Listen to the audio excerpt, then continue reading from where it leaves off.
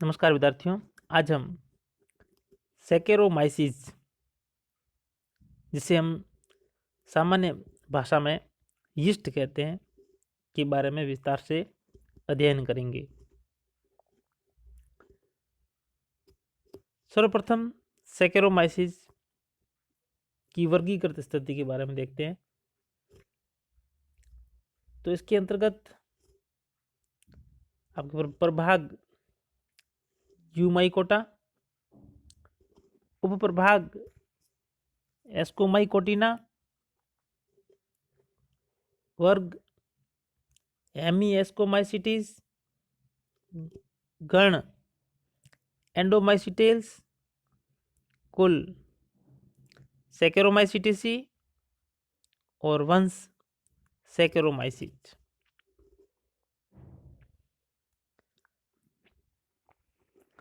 अब हम सैकेरोमाइसिस के सामान्य लक्षणों के अंतर्गत सबसे पहले देखते हैं प्राप्ति स्थान। प्राप्ति स्थान की बात करते हैं तो सैकेरोमाइसिस, जिसे हम सामान्य भाषा में यीस्ट कहते हैं, इसकी लगभग 30 जातियां पाई जाती है। सामान्यतः यह शर्करा की अधिकता वाले कार्बनिक पदार्थों पर वृद्धि करती है, इसलिए इसको सुगर फंजाई भी कहते हैं। यीस्ट अर्थात सैकेरोमाइसिस एक मृतोपजीवी कवक है जो कि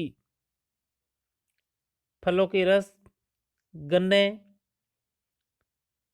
व ताड़ी के रस आदि में आसानी से वृद्धि करती है, इसलिए इसे कृत्रिम माध्यम में आसानी से ग्रोथ करवाया जा सकता है।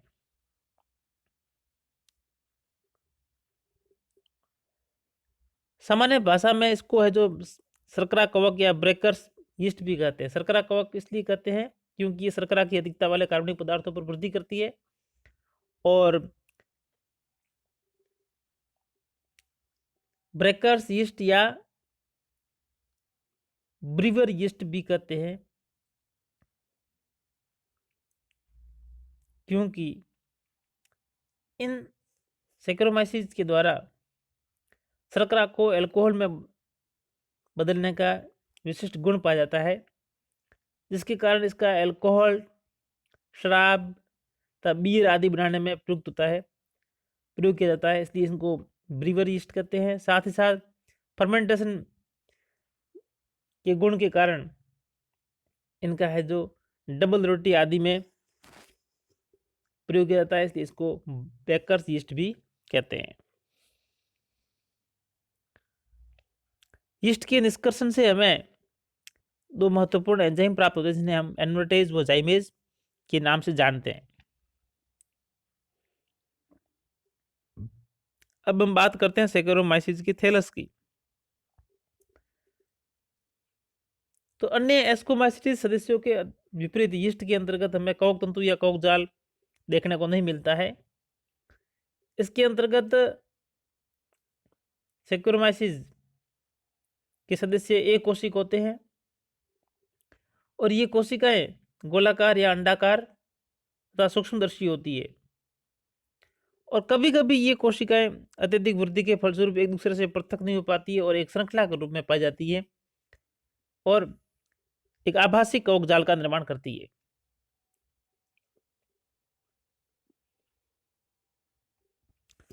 अब हम बात करते हैं सैकेरोमाइसिस के अंतर्गत जनन की। तो जनन इसके अंतर्गत हमें 3 प्रकार की विधियों के द्वारा देखने को मिलता है। इसके अंतर्गत सबसे पहले है कायिक जनन। कायिक जनन भी हमें 3 प्रकार का देखने को मिलता है। सबसे पहले इसमें मुकुलन, जिसे हम बडिंग कहते हैं। कायिक जनन की इस विधि के अंतर्गत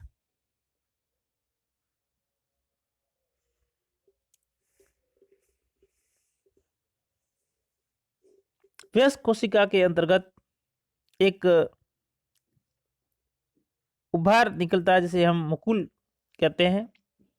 ये उभार वृद्धि करता है, साथ ही साथ उसी समय इसके अंदर जो केंद्रक है ये केंद्रक भी है जो दीर्घित होकर के विभाजित होता है, और अंतिम अवस्था में जब मुकुल अपना निश्चित आकार ग्रहण कर लेती है, उसमें केंद्रक विभाजित होकर के आधा केंद्रक पैतृक कोशिका में, आधा मातृ कोशिका में, आधा है जो उस बड के अंदर चला जाता है। इसके फलस्वरूप एक नवीन कोशिका का निर्माण होता है। तो इस प्रकार से सैकेरोमाइसिस के अंदर मुकुलन द्वारा जनन एक सामान्य प्रक्रिया है, और बाद में ये दोनों कोशिकाएं एक दूसरे से पृथक होकर के स्वतंत्र कोशिका के रूप में व्यवहार करती है। दूसरा तरीका है वो है इसमें द्विभाजन। इस प्रकार की जनन प्रक्रिया के अंतर्गत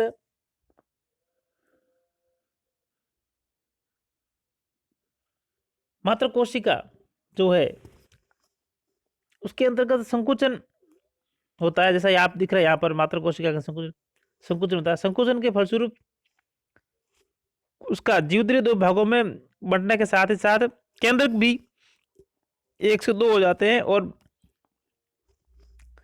बाद में जीवद्रियों के बीच में पट का निर्माण होने से 2 कोशिकाएं बन जाती है। दोनों कोशिकाएं बाद में पृथक होकर स्वतंत्र कोशिका के रूप में व्यवहार करती है।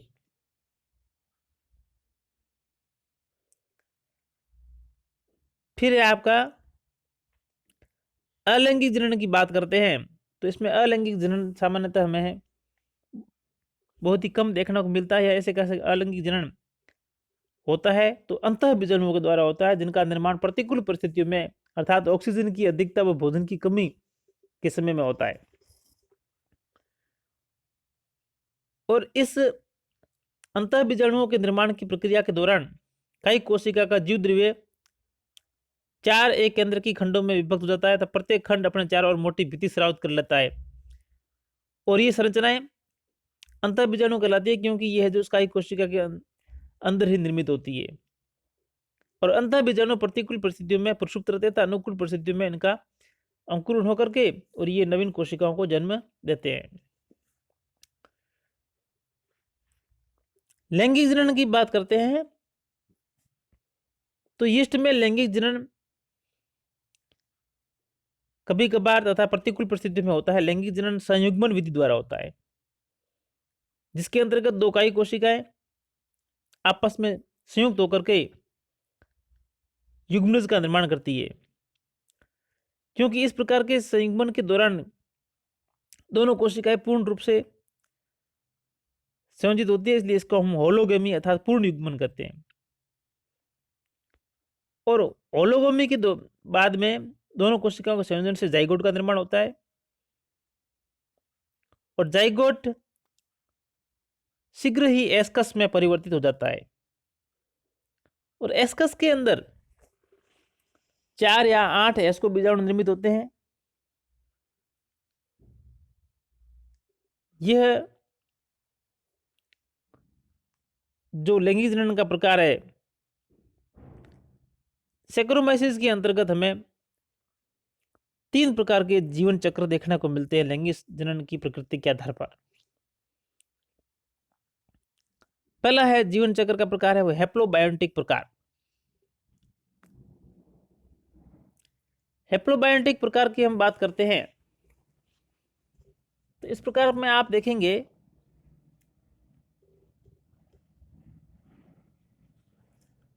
इस प्रकार का जीवन चक्र है जो हमें सैकेरोमाइसिस ऑक्टोस्पोरस स्पीशीज के अंतर्गत देखने को मिलता है।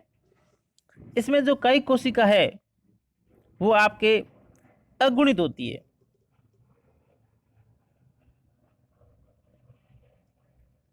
तथा द्विगुणित अवस्था की बात करोगे तो सिर्फ है जो ये आपके जाइगोटिक सेल है वो है जो द्विगुणित अवस्था का प्रतिनिधित्व करती है। तो यहाँ पर जो आपको कई कोशिका जो हैप्लोइड है वो 2 कई कोशिकाएं अब इसमें एक दूसरे के नजदीक आती है, उनसे उभार निकलते हैं जिनको हम प्रवर्ध कहते हैं, और जहां पर इन दोनों उभारों की भित्ति एक दूसरे के संपर्क में आती है, भित्ति घुल जाती है, और भित्ति घुलने से दो भिन्न प्रभेद की कोशिकाओं के केंद्रक आपस में प्लाज्मोगेमी हो जाती है इनके बीच में, और प्लाज्मोगेमी के बाद में प्लाज्मोगेमी की जो घटना होती है वो होती है कॉन्जुगेशन ट्यूब के द्वारा संपन्न होती है, या फिर इसको हम गैमेटेंजियल कोपुलेशन कह सकते हैं। इसके फलस्वरूप जब दोनों केंद्रक आपस में जुड़ जाते हैं तो ये घटना कैरियोगेमी की संपन्न होती है। कैरियोगेमी के बाद में हमें जाइगोट का निर्माण देखने में मिलता है, और ये एक जाइगोट डिप्लॉइड सेल होती है। अब इस जाइगोट के अंदर जो कि अब एस्कस की बात व्यवहार करता है, इसके अंदर अर्धसूत्री विभाजन होता है, जिसके फलस्वरूप एक अर्धसूत्री विभाजन और एक समसूत्री विभाजन के फलस्वरूप टोटल है जो यहाँ पर आप देखेंगे तो 8 एस्को बीजाणु का निर्माण होता है। और ये एस्को बीजाणु विमुक्त होकर के सामान्य कायिक कोशिका की तरह व्यवहार करते हैं। तो इस प्रकार से हम देखते हैं कि हेप्लोबायोटिक प्रकार की लाइफ साइकिल पैटर्न के अंतर्गत सिर्फ जाइगोट ही द्विगुणित अवस्था का प्रतिनिधित्व करता है। कायिक कोशिका व एस्को बीजाणु अगुणित अवस्था में होते हैं।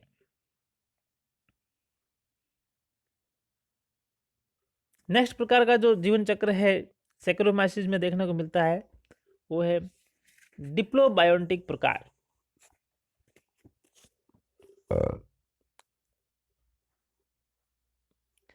इस प्रकार के जीवन चक्र के अंतर्गत जो मुख्य अवस्था होती है वो द्विगुणित होती है।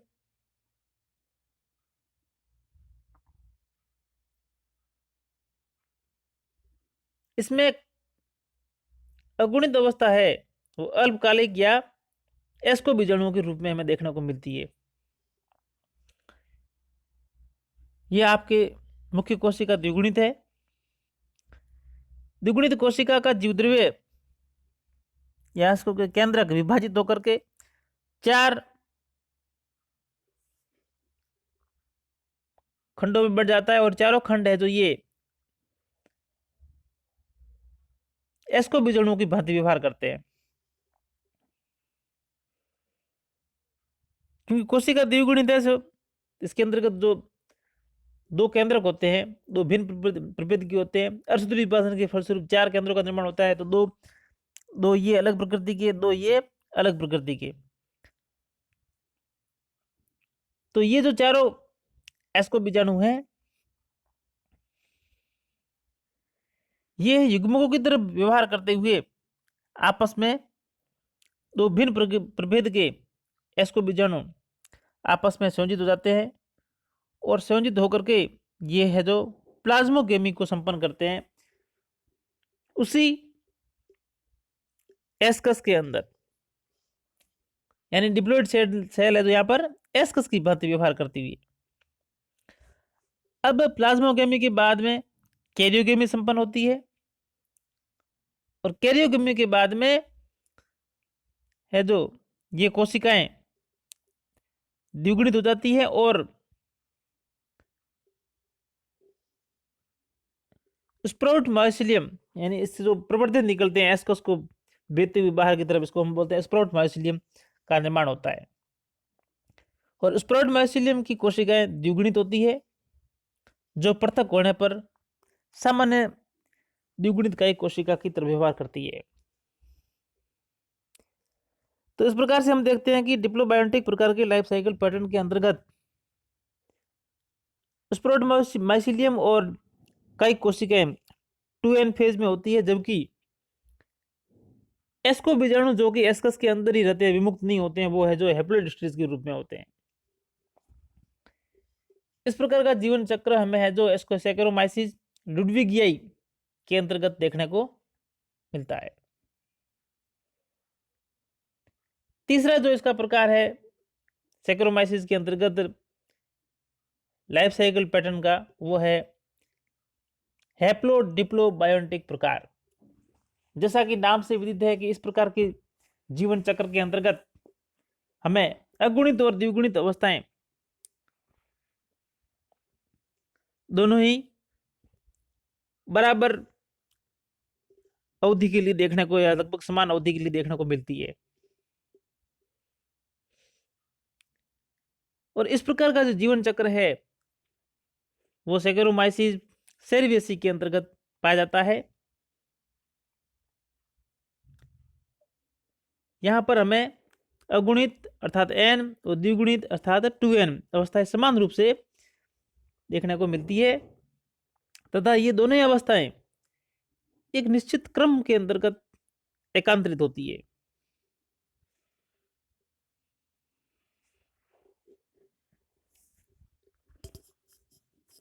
यहां पर आप देखेंगे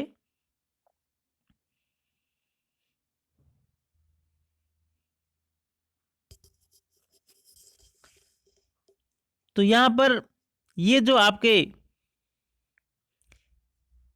एस्को बीजाणु जो कि अगुणित होते हैं, ये एस्को बीजाणु कई कोशिका की तरह व्यवहार करते हुए बडिंग के द्वारा एक कोशिकीय पीढ़ी का प्रतिनिधित्व करते हैं। और ये अगुणित अवस्था वाली कोशिकाएं गेमेटिंजिया की भांति व्यवहार करते हुए गेमेटिंजियल कॉपुलेशन के द्वारा प्लाज्मोगेमी और कैरियोगेमी के द्वारा डिप्लॉइड सेल 2n का निर्माण करती है। और ये डिप्लॉइड सेल 20 कई कोशिका की तरह अर्थात हैप्लॉइड सेल की तरह व्यवहार करते हुए बडिंग के द्वारा डिप्लॉइड सेल का निर्माण करती है। डिप्लॉइड सेल यानी जाइगोट। तो इस प्रकार से हम देखते हैं कि इस सैकेरोमाइसिस सेरेविसी के अंतर्गत हमें अगुणित कोशिकाएं और द्विगुणित कोशिकाएं दोनों प्रकार की कोशिकाएं बराबर जीवन अवधि के अंतर्गत देखने को मिलती है। और दोनों ही प्रकार की कोशिकाएं मुकुलन के द्वारा अपनी संख्या में वृद्धि करती है।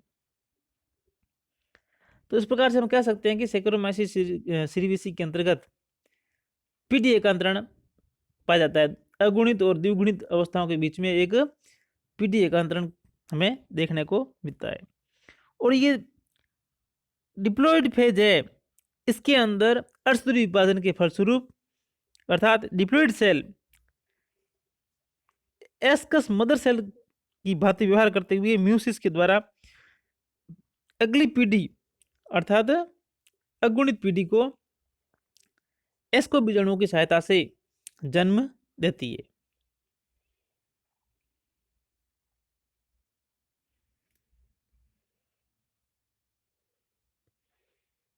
धन्यवाद।